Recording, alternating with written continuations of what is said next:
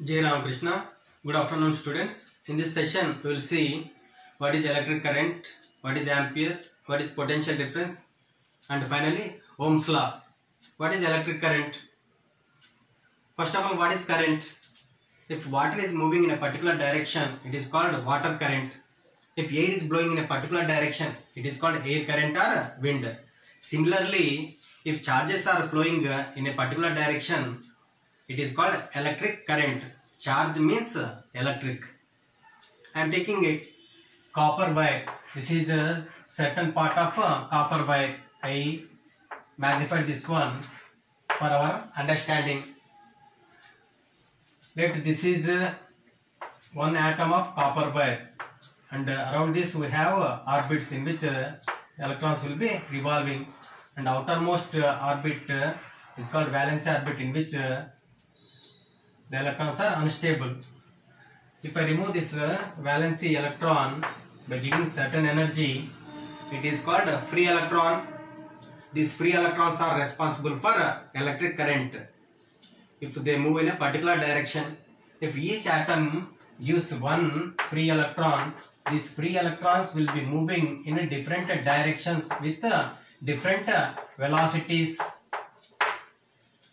So there is no net transfer of charges, so there is no current. It means that if you observe any cross section of the conductor, number of free electrons crossing from left to right will be equal to number of electrons crossing from left to right to left. So there is no transfer of charge, no net current. If I connect this conductor to a battery, this is positive terminal of the battery and this is negative terminal of the battery, and this is the switch. Now as electrons are negatively charged, they will be accelerated towards the positive terminal of the battery. This constitute current. They all move in a particular direction. Now what is current? Current is represented by I, which is defined as the charges passing through a given area in a given time. How much charge is crossing this area in a given time is defined as electric current, that is equal to Q by T. What is the unit of charge? Coulomb. Unit of time is second. So SI unit of current is Coulomb per second, and another unit is ampere. Therefore 1 ampere is equal to 1 Coulomb per 1 second. If 1 Coulomb of charge crosses the unit area in 1 second, then the current through that conductor is equal to 1 ampere. Now what is the potential difference? Potential difference is represented by letter V. Let us take 3 points A, B, C. Let there is electron here, there is charge minus Q here. In moving that charge from one point to another point, this battery has to do certain work. That work done in moving from A to B on the charge is the potential difference between those 2 points A and B. If you want to transfer the same charge between A and C, work done will be AC, WAC on the charge. This is the potential difference between the points AC. Now, what is the unit of potential difference? Work is measured in joule and charge is measured in coulomb. Joule per coulomb or volt. Therefore, 1 volt is equal to 1 joule per 1 coulomb. If 1 joule of work is done in moving a charge of 1 coulomb between 2 points, then potential difference between these 2 points is equal to 1 volt. Now what is Ohm's law? Ohm's law is not a fundamental law.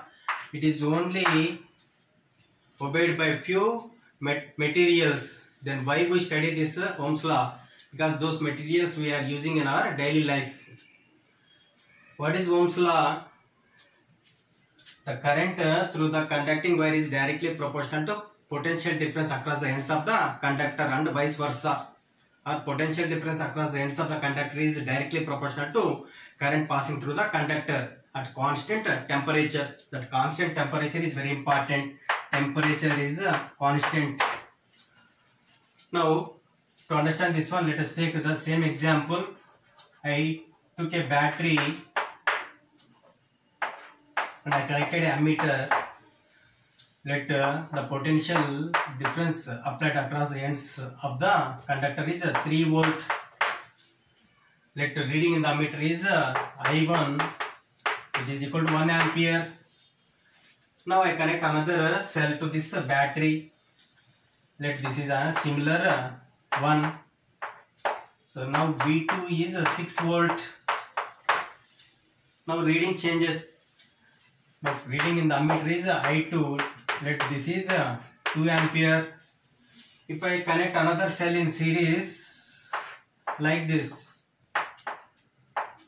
now V3 is equal to 9 volt and reading in the ammeter is 3 ampere. From this we understand that as potential difference across the ends is increasing, current in the conducting wire also increasing. There is a directly proportionality. It means that I is directly proportional to V. Either I is directly proportional to V or V is directly proportional to I. Both are same. V by I is called resistance and I by V is called conductance. At a given temperature, they are constants. The conductance or resistance. Both are inversely proportional to each other. Now, if I remove this symbol, I get a constant. I keep a constant called R. And this R is defined as the ratio of V to I, and this R is called resistance of the conductor. Though it is a conductor, it has a certain resistance, and here its unit is ohm, and the symbol of ohm is, this is the symbol of ohm. Now what is resistance?